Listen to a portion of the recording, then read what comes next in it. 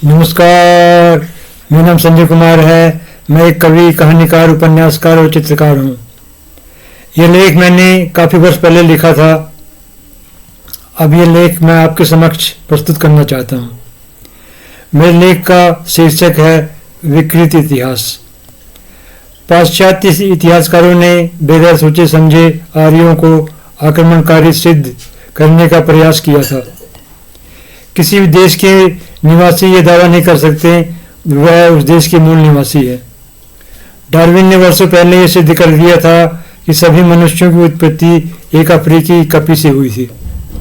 सिर्फ आर्यों की उत्पत्ति पर ही यह आरोप लगाया जाता है कि उसकी स्थापना आक्रमणकारियों ने की थी। अन्य धर्मों के बारे में यह कहा जाता है कि इसकी स्थापना स्वतः ही सामाजिक विकास की प्रक्रिया के कारण हुई थी।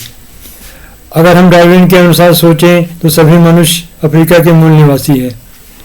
इस आधार पर अफ्रीका को छोड़कर अन्य स्थानों पर रहने वाले सभी मनुष्य विदेशी हैं। आज भी स्कूलों में बच्चों को ये पढ़ाया जाता है कि आर्य आक्रमणकारी थे।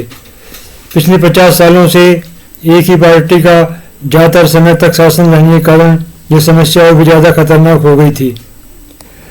आर्य आक्रमण का सिद्धांत हमारी संस्कृति को नष्ट करने का एक षड्यंत्र था। अब यह सिद्ध हो गया है कि आर्य आक्रमणकारी नहीं थे। आने वाले समय में आर्य संस्कृति के बारे में बहुत से नए तथ्य सामने आएंगे। अभी भी प्राचीन इतिहास के बारे में बहुत सा अनुसंधान होना बाकी है। प्राचीन इतिहास के बारे में अभी भी भारत को और विश्व को बहुत कम जानकारी है।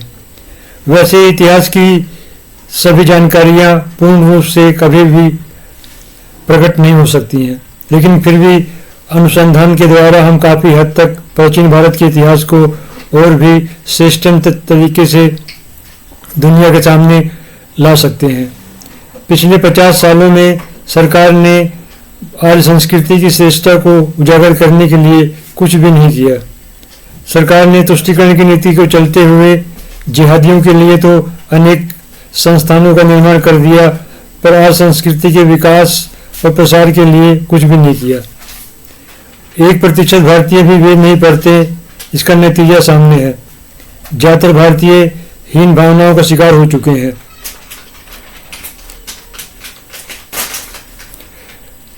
पिछले वर्षों में भारत में जो योग क्रांति हुई थी, जिसने बहुत से लोगों को प्रभावित किया था। अब योग एक सबसे सस्ता चिकित्सा विज्ञान बन गया है। योग क्रांति ने भारतीयों को वेदों के प्रति एक आकर्षण उत्पन्न किया है।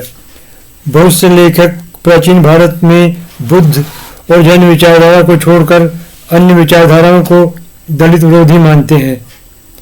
वेदों में दलित विरोध नहीं है, ये बात बहुत पहले ही पूर्ण रूप से सिद्ध हो चुकी है, पर फिर भी बहुत से विकृत लेखक अपनी विकृत विचारधारा से बाहर नहीं आ रहे हैं। भारतीय समाज जातिवाद के बंधन को तोड़कर समानता की तरफ बढ़ रहा है। अब जब सभी जातियां सामाजिक, आर्थिक और राजनीतिक दृष्टि से एक समान हो जाएंगी तो लोग विकास के आधार पर वोट डालेंगे। तब लोग वेदों से जुड़ेंगे। वैसे हमारे देश में बहुत से धर्मगुरु हैं, पर ये धर्मगुरु विकृतियों को नष्ट नहीं कर पा रहे हैं। राजनीति में अपराधी लोग छाए हुए हैं, पर हम अपराधी नेताओं को वेदों से कुछ भी लेना देना नहीं है। जनता जातिवाद की कीचड़ में धसी हुई है। ज़्यादातर नेता अपराधीकरण में लीन है। ज़्यादातर धर्मगुरु विकृत विचारों में फंसे हुए हैं। फिर समाज को दिशा कौन दिखाएगा?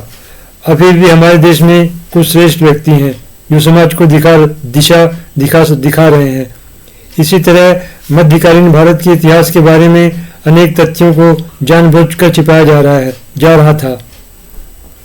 तुर्क सुल्तानों ने भारतीय समाज पर इतना भयंकर अत्याचार किया था कि अगर हम उस अत्याचार को लिख दिया जाए तो सभी लोग आश्चर्यचकित हो जाएंगे। पर तुर्कों के अत्याचारों को योजनाबद्ध तरीके से छिपाया जा रहा है। इसी तरह से मुगल सुल्तानों ने भी भारतीयों पर भयंकर अत्याचार किए थे।